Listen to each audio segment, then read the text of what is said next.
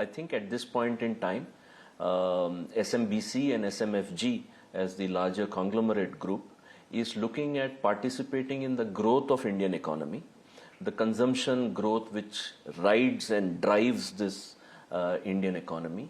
And I think predominantly because they are not a retail player, this gives them a de-risking or a gradual opening up of their business landscape in the retail segment in our country.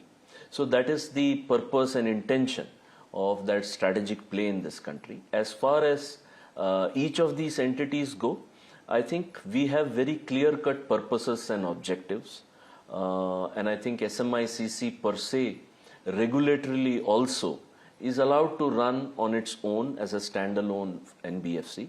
And that is what we intend to do and ensure that at the end of the day, the group gets the benefit of some of the parts. Sure. So we will see these entities continuing as they are going ahead. Yes. And I also want to talk to you a little bit about the RBI's upper layer classification. They've come out with specific guidance that NBFCs with over 1 lakh crore of AUM or loan book will come under the upper layer category. Now you already have 65,000 odd crore as on your FY26 if we see the numbers. How do you see this? How does this impact you? Do you expect to come under the upper layer category basis the current criteria that has been given?